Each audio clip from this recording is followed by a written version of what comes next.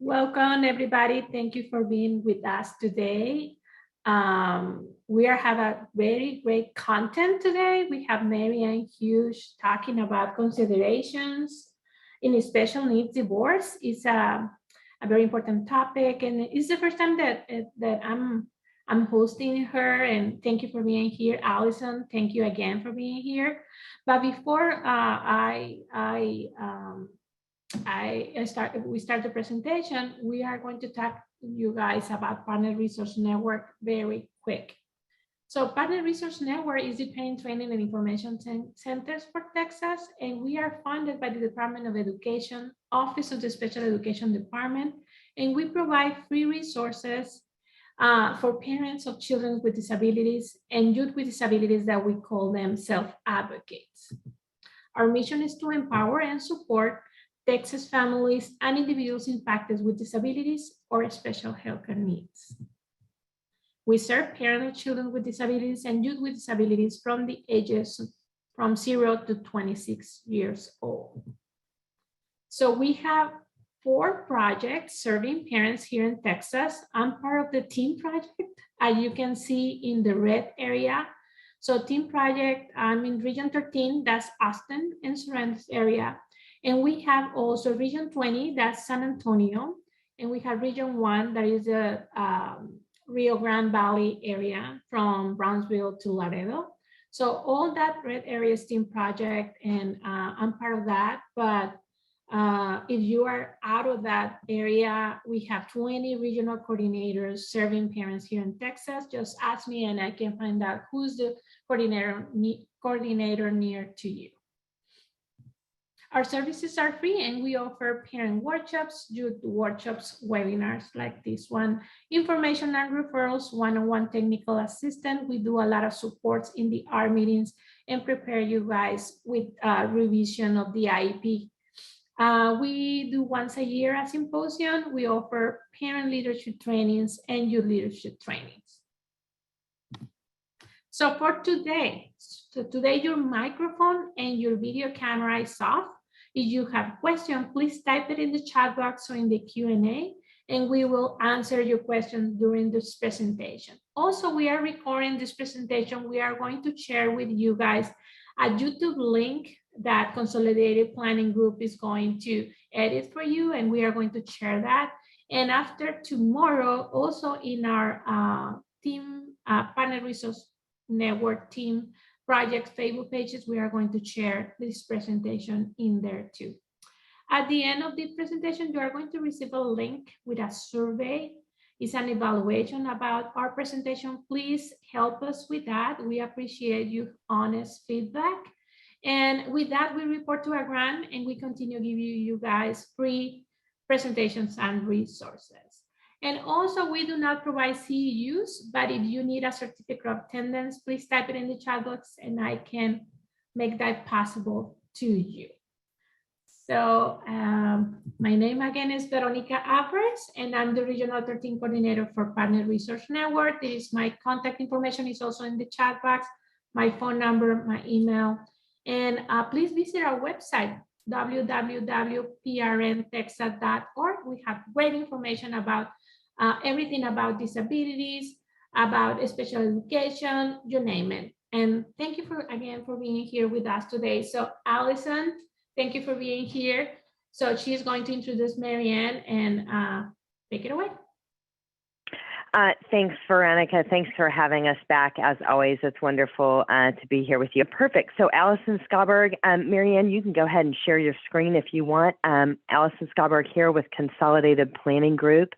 And today we are talking about considerations in a special needs divorce. So if you've joined us in the past, Consolidated Planning Group, we are a holistic special needs planning firm, and we pride ourselves on doing a lot of webinars, educational webinars for families with special needs kids that are transitioning. And the why behind that is empowering you, empowering parents, and putting those tools and resources in your hands so that way what is complicated isn't as complicated as it seems. So that way you can navigate some of these rough waters as it relates to planning for special needs. So I would argue that life with special needs at times, most times, can be complicated at best, and that's being very polite on some of the journeys that we encounter as parents. So I am a mom to 4, and I have 2 kids with special needs. I've got one that has transitioned and one that is transitioning, turning 18 next month, if you can believe it, the baby. Anyway. But today, this topic that we're talking about, honestly, we don't talk about it very often, and we should talk about it more, but it's considerations in a special needs divorce. As if, as families with special needs kids, we don't have enough on our plate. You throw in the divorce, and it really starts getting complicated. But so today, so I shared this journey in the past. It was many years ago. I'm very happily married and have a wonderful husband now, but I went through this process, as did Mary Ann. And what we would say is it can be pretty painful and pretty horrible on every level. And we always hope for the best when it comes to divorce, and we hope for parents that are on the same page as providing for the needs of the special needs child, but it doesn't always work that way. And we are not pro-husband or pro-wife or pro-anything. You know what we are is pro-best interest of the child and making sure that your child with special needs has their needs met, not just now, but in the future. And the thing is in divorce, aside from any other issues and blame game and anything else, at the end of the day, when we have a child that's going to need care for the rest of their life, we got to put those things aside. We got to at least try, put those things aside and look at that. So I'm excited to have Mary Ann Hughes back with us. We've done a couple presentations with her in the past, and she's with Special Family Transition. She is very networked with other professionals in the divorce industry. She is not an attorney. She works very close with attorneys, but she has an entire company on working with special needs families that may be going through this process. So I'd just like to say, Mary Ann, thank you for being here. I'm going to turn everything over to you, but I guess I just wanted to say one more thing, is if your journey right now is like you feel like you can't see the forest for the trees, there seems like there's no light at the end of the tunnel. I can definitely say that Mary Ann and I were definitely there at one point, but the smoke does clear and the light does come back and it does get better. And having a plan and working your plan and just kind of checking things off the list is very helpful. So buckle up, listen up, take your notes. Today, again, is going to be recorded. We're going to send that recording out. We want you to put your questions in the chat box, and we're going to get to just as many as possible. So thanks so much, Mary Ann. Thank you, Mary. Thank you so much, Allison and Veronica, for having me here today. I'm honored to be able to share my story and some advice that I've learned along the way and been researching, so I can share it with you all to make your process hopefully a little easier than maybe mine was and maybe Allison's as well. So thanks, and feel free to put your questions in the chat if you don't feel comfortable having them out for everybody to see. Feel free to email me afterwards, and I'm happy to help you out. So my company is Special Family Transitions. After my experience, I became a divorce coach to help people going through these challenges. So feel free to reach out if I can help. I imagine most of you are here because you're either facing or thinking about it, but know that it's going to be okay, and we're all here to help. When you first start the process, whether you're expecting a divorce or not planning it, it comes as a big shock, and there's a lot of overwhelm. You don't know where to start with your process, what to do, who to reach out to for help. And so I'm here today to share kind of what I went through when I first started, so that you can figure out what to do on your path to success. And as Allison mentioned, we're here, for the kids and making sure that their best outcomes are definitely what we're looking at. That was my intent as well. And so a little bit about me. So if you don't know me, I'm a mom to 2 boys on the autism spectrum, but not so little now. But when I did go through the process, they were definitely becoming adults. And after 21 years of marriage, it came as a shock to me. It wasn't something I was expecting, so nothing I planned for or started thinking about in terms of long-term planning for my kids. But I was kind of thrown into the world of trying to figure out not what was going to happen today, but what to do in the future. And so my whole approach to divorce, even though definitely it's a painful time, it's a difficult time, my focus became my kids and what am I going to have to do for my kids so that they get the best outcome that they need to be able to have short-term and long-term needs met.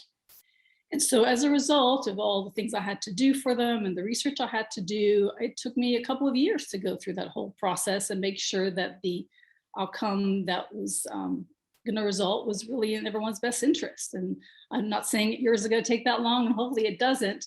And someone like me or someone like Allison or other people who have been there can definitely show you shortcuts so that you don't have to deal with that. And the more simple the process we can make it for you, then the less you'll have to spend in terms of money, time, and emotional energy as well.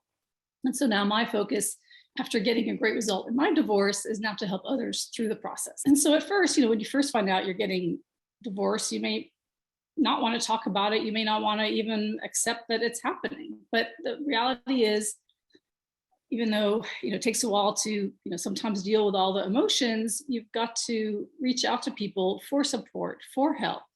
And I found that my network of family, friends, when I finally did open up to them, it took me a while to get there, but when I finally did, it was a huge help in lifting the burden of trying to think and have to do it all on my own. And you don't. It takes a village to raise a special needs child, and it takes a village in the special needs divorce.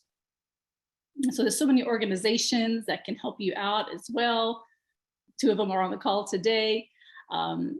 And that's actually how I met Allison. It was going through a special needs resource fair, and she was there and provided some great advice and followed up with her. And definitely she got me going on the right track. So definitely go out and seek people, find people through the different groups, whether they're in person, online. There's so many resources you can look up as to those books and so on, as well as so many Facebook groups that can provide support. So definitely reach out. There's people who have been through it who are there to happy to help.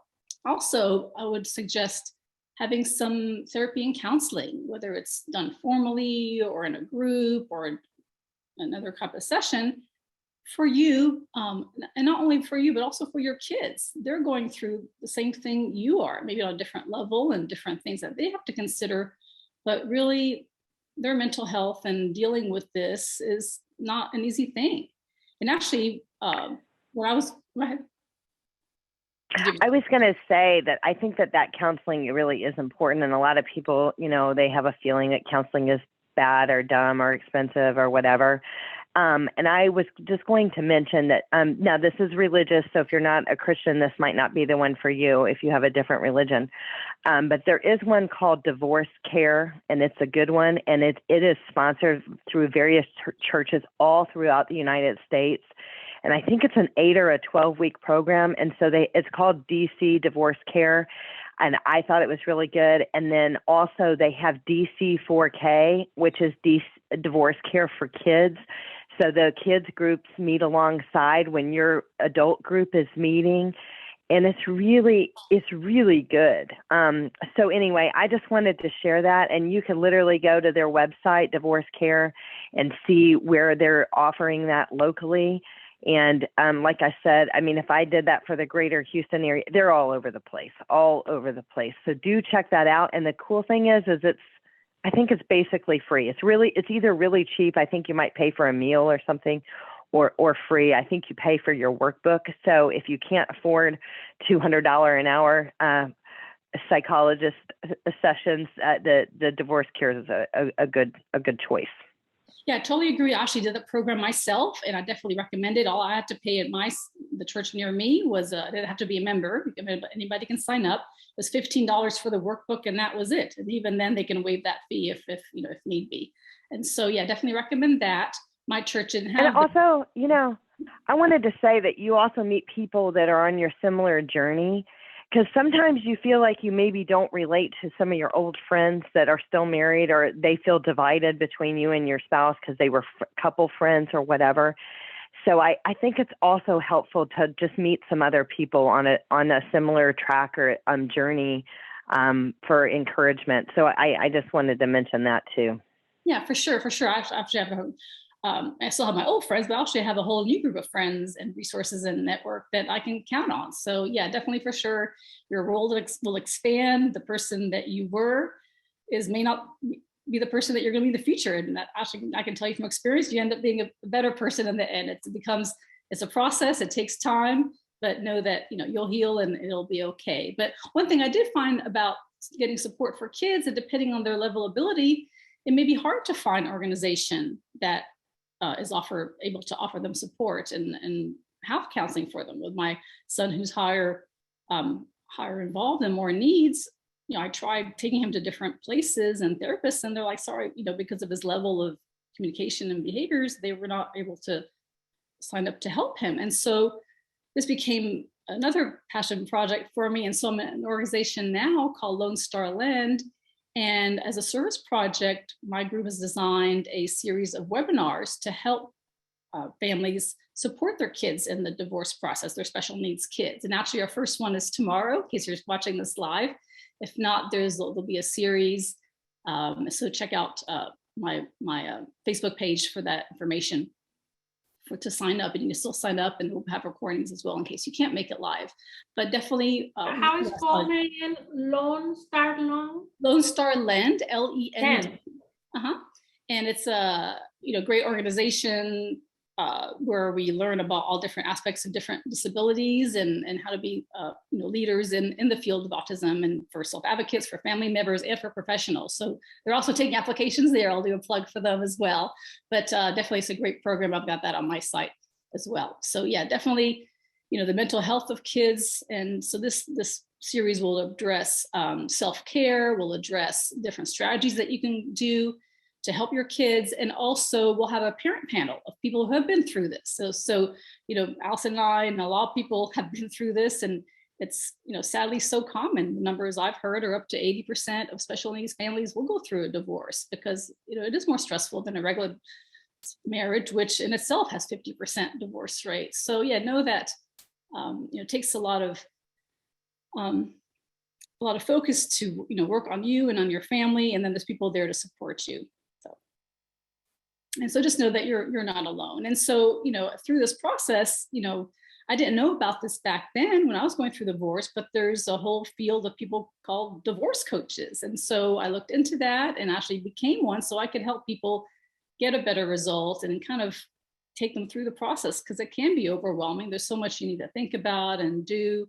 And, whether, like you also mentioned, sometimes, having a therapist or a lawyer, they'll charge you quite a bit per hour.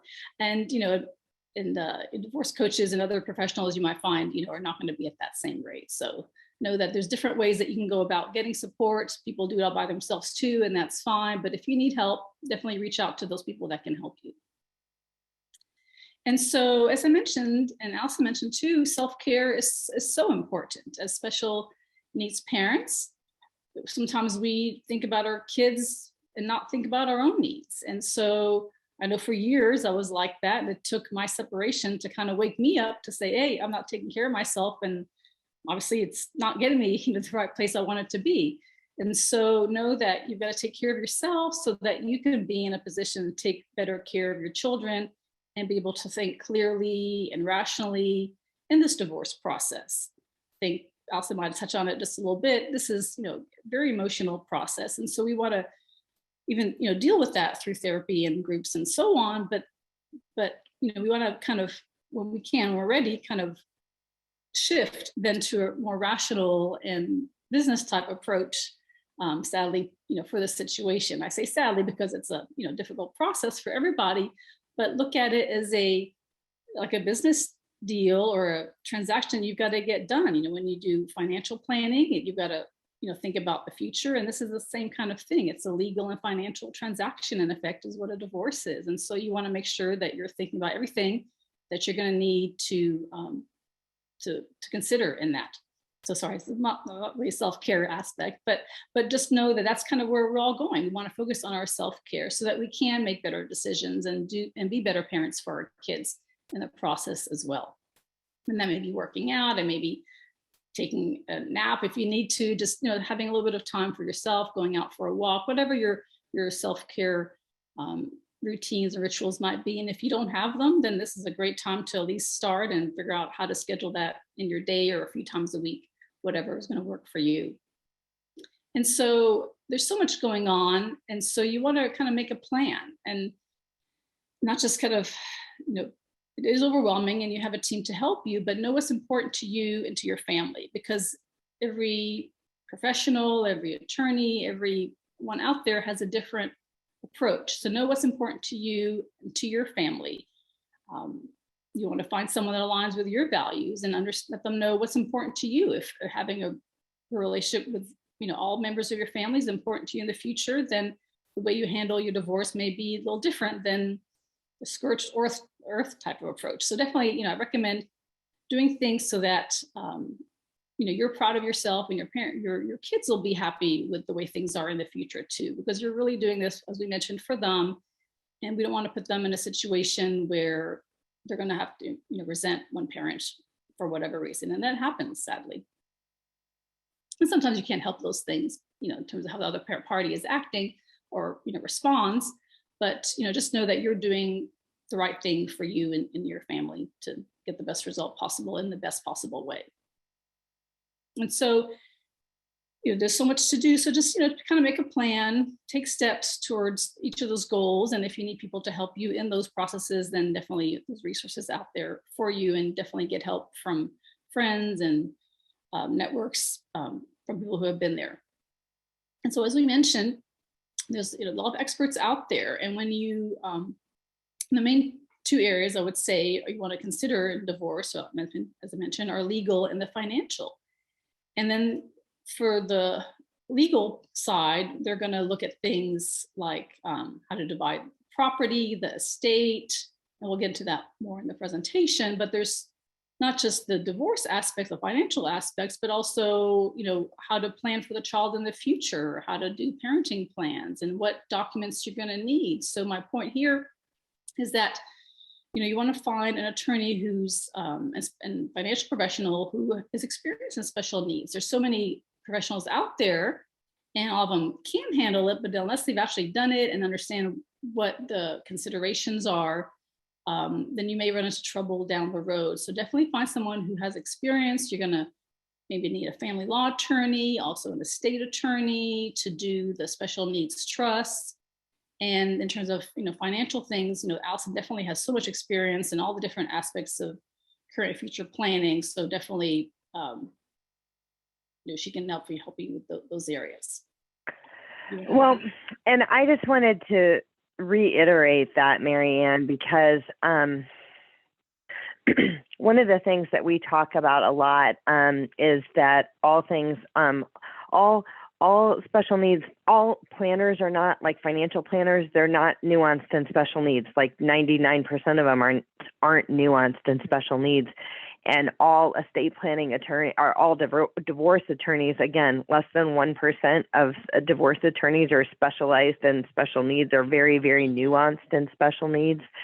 And so we're not suggesting that your divorce attorney isn't capable of handling a divorce, but what we do see is if you are not partnering with somebody that is nuanced in special needs divorce, or have hired an outside consultant that is working with your attorney on the special needs aspects, we find that things get set up incorrectly, or they don't pay attention to things that may matter in the future.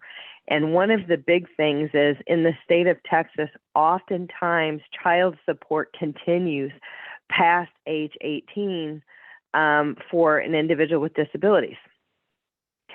And that doesn't matter until they turn 18, okay? So when they turn 18, if your child support is not directed to a first-party special needs trust, that child support is going to be basically imputed as income.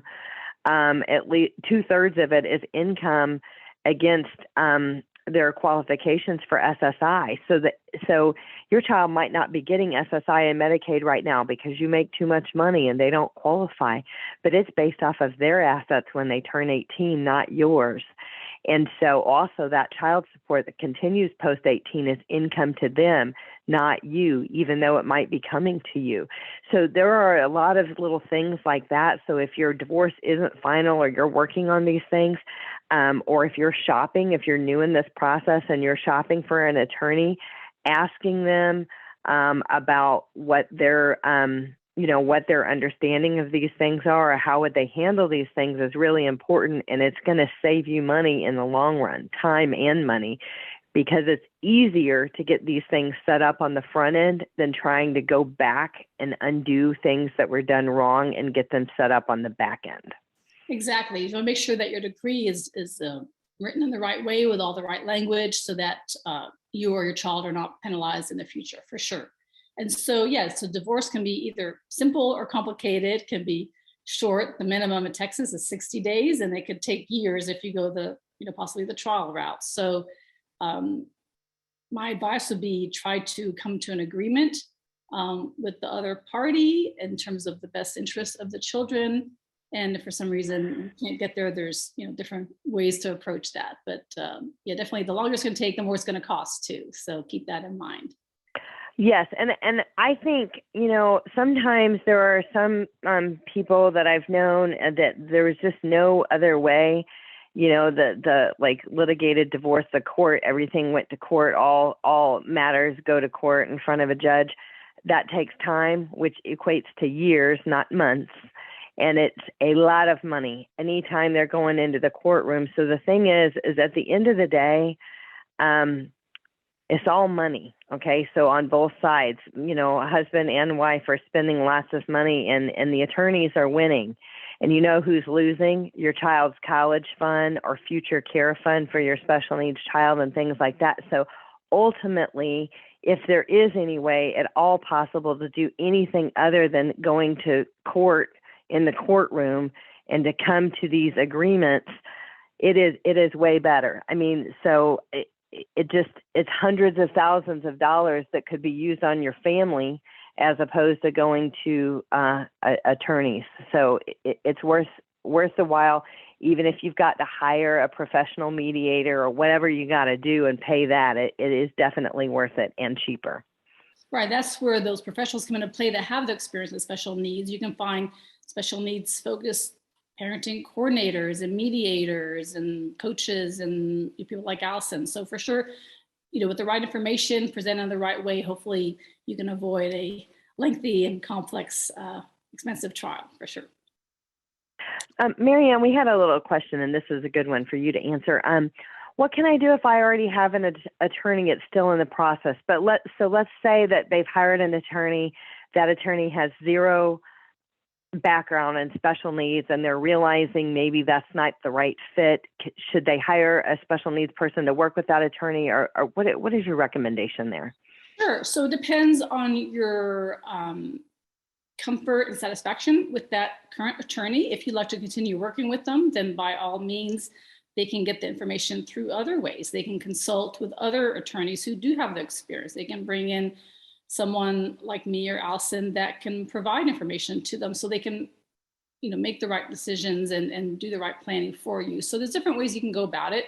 Or you might find that perhaps going a different route with a different attorney may be the better approach. Not that you won't also maybe need and oftentimes these attorneys are very smart, and they'll work with you. They may have not been a specialist at special needs, but if you've done your homework or if you partnered with someone like us or Marianne or somebody like that, again, we can provide that information.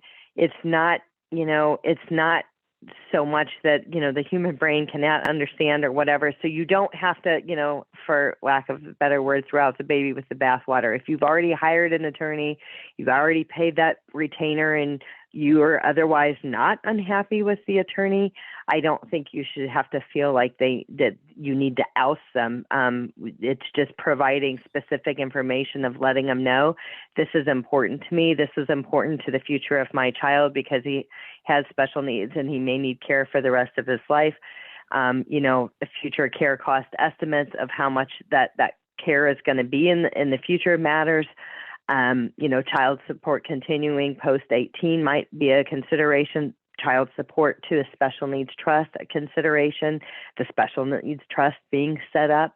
So those are some of the many things, but the main thing is when you're going through a divorce, even though the child may not qualify for benefits right now, again, the key is in the future, they will. And what we want to do is we want to preserve their eligibility for state and federally funded programs and not accidentally mess them up because of just a lack of understanding of how things work with the very, very complicated social security system, if you will, SSI and Medicaid and survivor benefits and all that kind of stuff. So we are nationally certified as Social Security advisors, so we can run analysis on that for you. And we are also certified to put together future care cost estimates as far as it relates to future costs for your loved one if you're trying to estimate those things as well. And all of those things matter. For sure. And I would say when you look for an attorney, if you haven't started looking yet, definitely find one that shares your values in addition to having some special needs knowledge. And if they don't, you can always educate them or somebody else can as well. But there's some that are more conflict oriented and some that are more collaborative in nature. So just figure out what you need and what's going to be best for you. And so, yeah, for sure, you want to establish the disability. You may have school reports or you may not. And if you don't, definitely go out and get those. But also I'd recommend getting a professional to diagnose your child and have a report out there that you either may need in your divorce discussions, or you also need it for Social Security purposes. You've got to establish disability before the age of 22, or else they may not be eligible for a lot of the benefits that Alison was talking about. So keep that in mind. As Alison mentioned, you want to think about what the costs are going to be in the future, what they are now and what they're going to be later, so that you can plan for what that child support amount needs to be. So child support, I'll skip down a little bit. There's a guideline child support, but that's by no means what you have to have. You may be eligible for more or need more depending on the needs of your child. And so it's real important to consider that as that's being determined. And if your child is going to be not capable of self-support in the future, then you can be eligible, your child, for what they call indefinite child support. So it won't end at 18. They call that the age of emancipation. So like in a normal divorce or non-special needs cases, child support may end at 18, but in this case, it may not. So definitely check into that and go that route if at all possible. And that's where some of the fight may come in terms of things being more contentious or deciding on the amount, but try to come to an agreement as to what that amount can be. In the future, you can modify if for some reason things do change and your child's needs do go up, you can always go back later.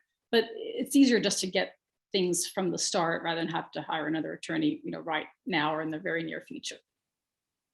And as Alison also mentioned, it's really important that the documents and the decree is phrased correctly so that child support is paid into a first party trust if your child is over 18. And that can be done when they turn 18 too, but at least have the first party trust written and available and referenced in the decree if until then you want to have it paid out differently.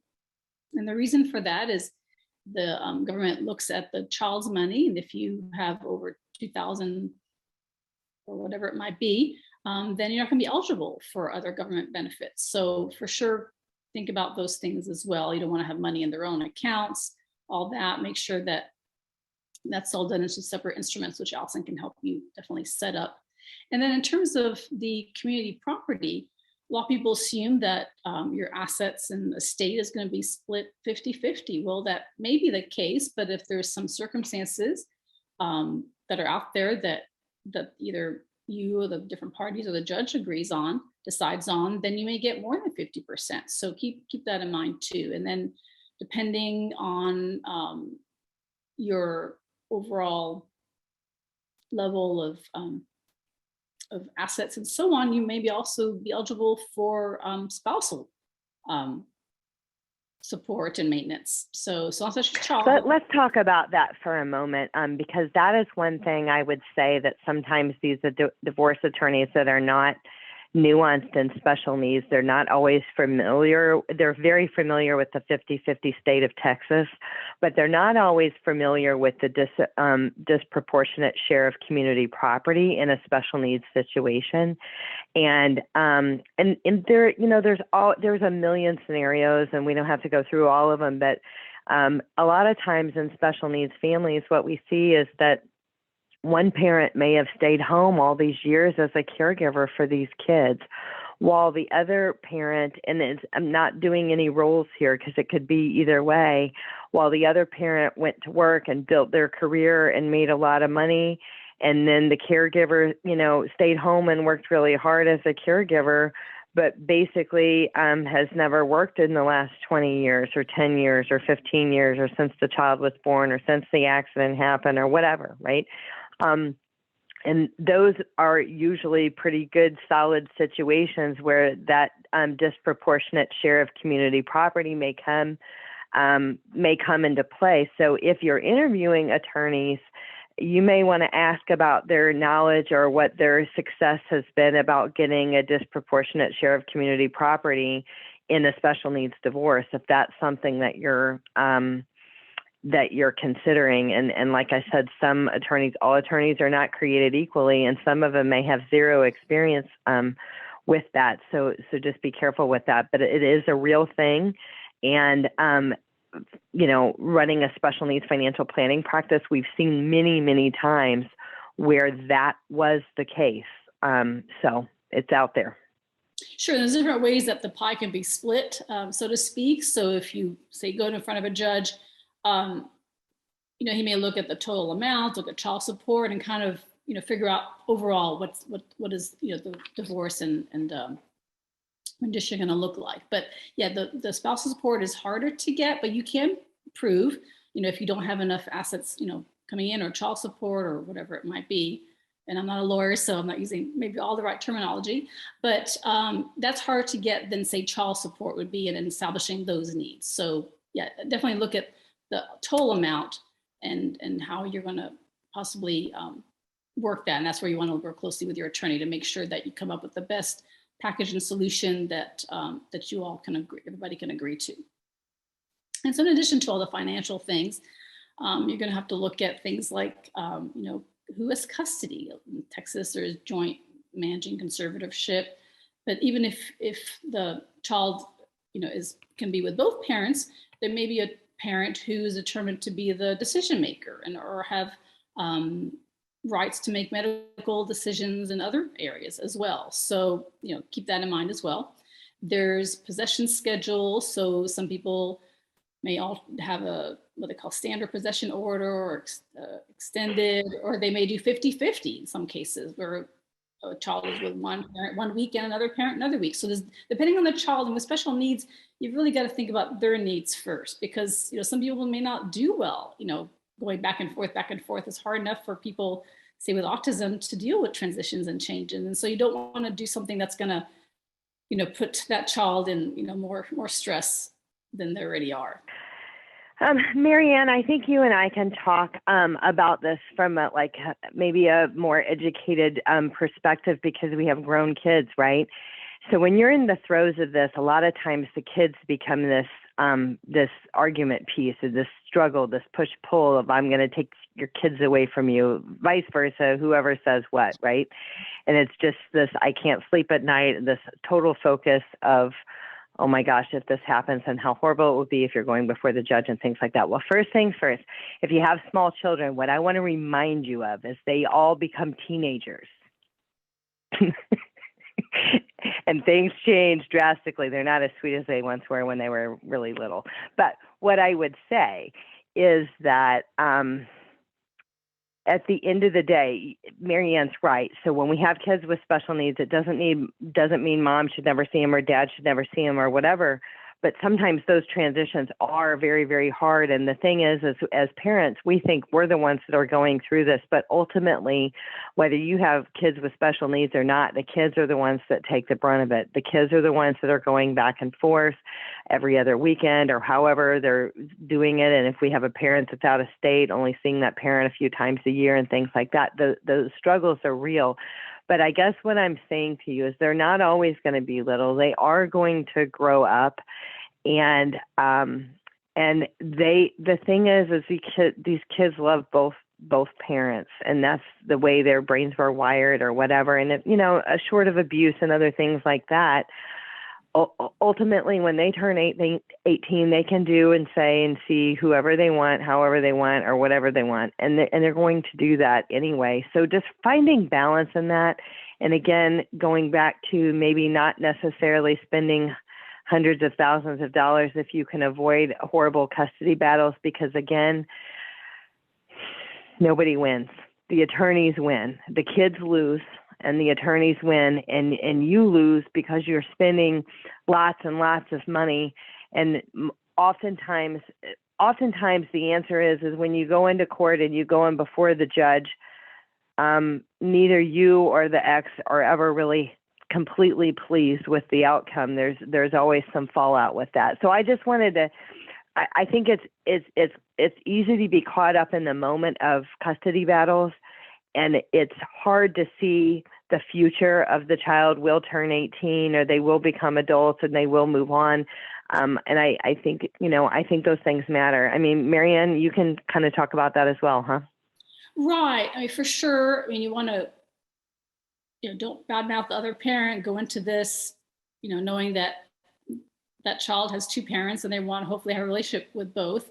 I do want to mention, though, that once they're over 18, the other parent doesn't have to take their possession time, nor really under 18. So you want to plan maybe for childcare and childcare costs as part of your overall thinking as you plan for what that child support needs to be and the support you're going to need as well.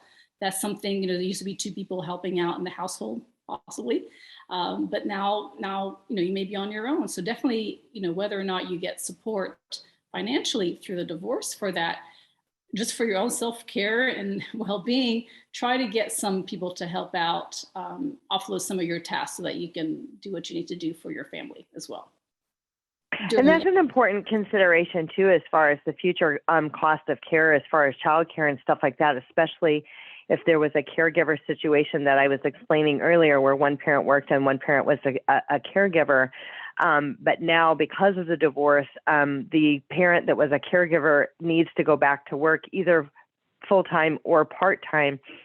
And so those caregiving services that were previously being provided, most people don't work for free. So unless you have some family member that's going to offer those services for free, that is going to be a pretty big expense. And so I think it's very, very important not to forget that. That's a very good point, Marianne. So we talked about trusts, and I don't know if we talked about third-party trusts. So in addition to a first-party trust, you want to do a third-party trust as well, because that needs to be where I definitely recommend getting life insurance as one way to fund future needs of the child, but you want to make sure that the beneficiary is a third-party trust and not the child themselves, or else you run into other trouble like we talked about with benefits and so on. And then there's other like ABLE accounts or 529A accounts where you can put some money in as well. I think that's just gone up from 15,000 to 16,000. Is that right, Allison? It is 16,000 right now. Yes. Right. So you can do a combination of these things. So like a trust, in effect, is a first party trust is a bank account. So there's certain ways that you can use that money though and have to account for that, as well as the ABLE account, certain ways that money can be used. And that one's a little more flexible, is why you might want to do that if it makes sense in your situation. We actually have webinars on every single one of these topics because we definitely work with families on all of these things and make referrals for things like guardianship and things like that. So there's whole webinars on our YouTube channel, which we put in the chat box earlier today on this. But one thing as it relates to a divorce consideration that sometimes the divorce attorneys don't bring up, and you might want to, is life insurance, requiring life insurance on the parents, right? Okay.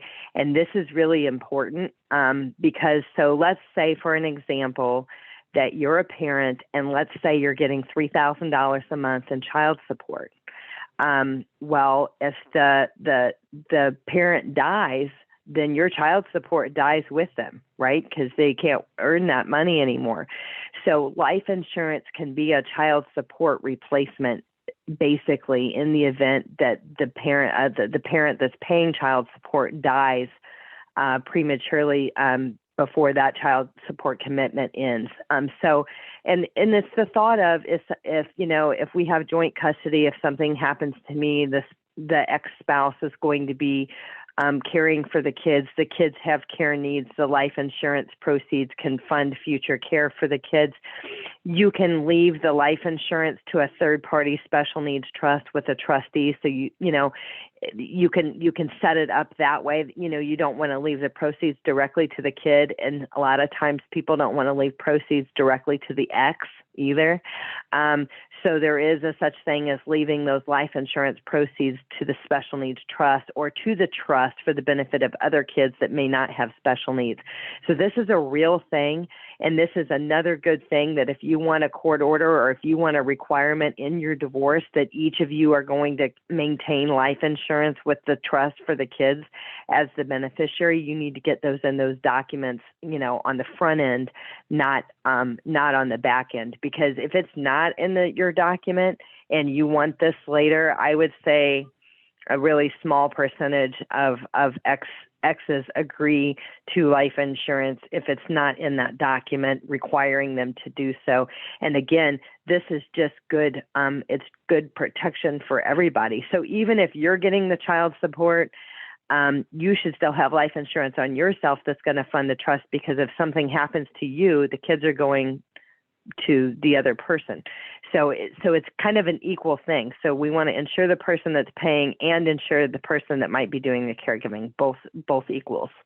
Right. That's why you want an attorney who understands these things, and be sure to put those in your decree. And one other thing they can put in there is, so say the person does pass who's paying the child support, the child support can then come out of their estate, out of their other accounts. So it doesn't have to be that they're living if you're, if your decree, states it that way. So be sure to have someone who thinks about all the different scenarios that could come into play. And for health insurance, okay. I was just going to say, I think the biggest thing here for these kids and understanding is the money in the right buckets. That is the biggest thing. And I think the biggest misnomer of where we see that attorneys that aren't nuanced in special needs, that's the big thing in a special needs divorce. Right. Definitely, for sure. And you'll want to also talk about health insurance in the decree as well. Is the other party going to keep paying for the private insurance if that's what they have now? And even if they're getting Medicaid, you can have government benefits excluded from the support. So you can phrase in such a way, because some people I've seen didn't do this, where they may lose out on some support because of other benefits the child has coming in. But if you write as such, that will what they call supplant and not replace those benefits. So you want to be able to take advantage of both, or benefit from both for your child, the child support amount plus everything else that they're entitled to. And in terms of what HIP is, it's a program. If you have Medicaid, if you apply and get approved, they'll actually be able to fund then the private insurance. So basically, there's no out of pocket on that. So it's a process you have to go through. You guys have to submit documents and get approved for it, but definitely something worthwhile to get into. And keep in mind that private insurance doesn't have to end at age 26, as it does for a lot of kids. You can get, depending on the insurance company, forms to fill out to extend that for the future as well. You were reading my mind, and on the group health insurance. So let's say you're going through a divorce. Both of you have access to group health insurance through your employer. Not all employers offer the extension past age 26 for kids with disabilities. I don't know that it's a law. Some plans allow it, some don't. But if you're deciding what plan the kids are going to be on, I would definitely select the plan that is going to offer coverage post age 26 for your disabled child. That would probably be the plan to stick with if there's one or the other. Most of the time, your company that you work for doesn't announce that they have this available. you usually have to call your HR department and ask if it's available. They usually have a specialized form that you have to fill out. So if you haven't ever heard that before, put that on your radar and definitely check on that because it can end up being a big deal, especially for our kiddos that have complex care needs. Right. As your kids also are turning 18 already, age of emancipation, you'll want to look at guardianship. You can do sole or co-guardianship. You can do partial guardianship if they may not need all the things related to guardianship. And there's also less restrictive things you can do, like power of attorney, all different type of approaches that we can talk to you about. And Allison has information on as well. That YouTube channel has multiple guardianship webinars that we've done in the past. And one of the things that comes up with guardianship and divorce is, well, what if my ex is unwilling to sign off on this? So basically it ends up what's in the best interest of the child. And there is a guardian ad litem. So if you find yourself in a situation where the child definitely, somebody needs guardianship, they're turning 18, somebody needs guardianship, maybe they have intellectual disabilities, IQ below 70, et cetera, multiple disabilities. Just because you have a ex-spouse that is against this does not mean that the court isn't going to move forward with it. They are going to look at what's in the best interest of the child. The other spouse or ex will be notified, but just because they're against it doesn't mean that it won't go through. And we do have information on that in some of our webinars that we've done in the past on that topic, but that definitely comes up a lot. Okay, so overall, we talked about a lot of things, and you may have a lot of questions. I haven't looked into the chat, but like we talked about, make sure you're taking care of yourself. You're taking care of your kids so that you're in the best position you can be through this process, and then in the future too.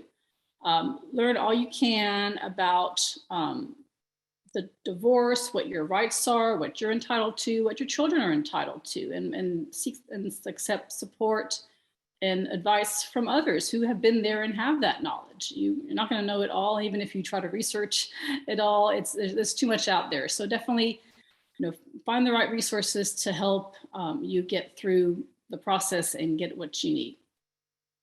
And look at it as having a vision and goals for yourself and for your kids, not just now, but what is life going to look like after divorce? Maybe start thinking about things that you might want to do if you weren't in the workforce and had to take care of your kids. For me, I started, some self-development, and, I have a whole new career and a whole new company. So there is light at the end of the tunnel. There's things that are out there for you. Your whole life and approach may change. You may become hopefully better and more satisfied in a lot of ways. And granted, divorce is not an easy process, but just look at the long term and know that people do get through it and come out the other side in a much better way very often.